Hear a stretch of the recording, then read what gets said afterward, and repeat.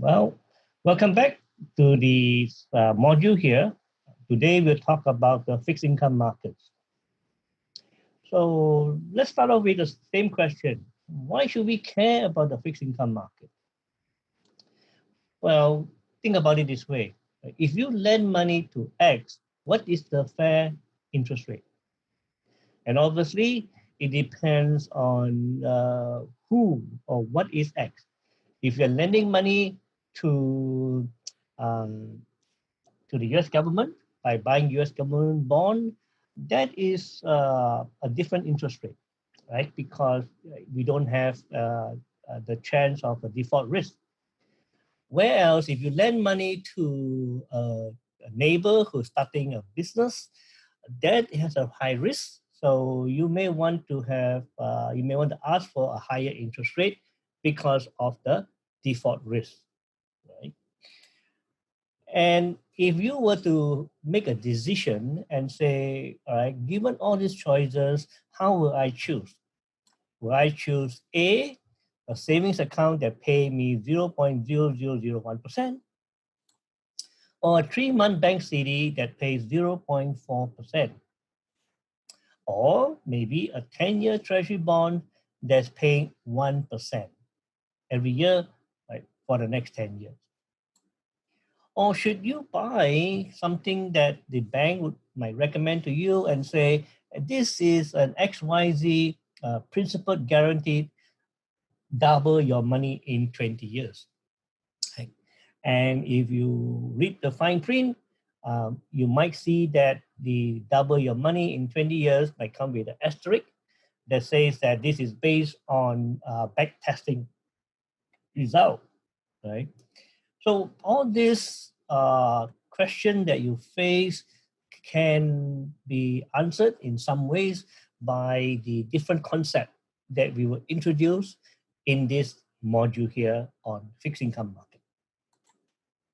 The topics that we will cover would be the very important discounted cash flow. Right? This is a must know. Right? You have to know the discounted cash flow method when you come to investing, when you come to thinking about your investment in the fixed income market or in the stock market, or if you are thinking about buying a house for investment. And we are going to cover something more technical in nature, and this is called the modified duration. Right? This is quite unique in the fixed income market, and you will find that it is a very important concept to know. Right? And as we expand further, we're going to look at the type of risk in the bond market.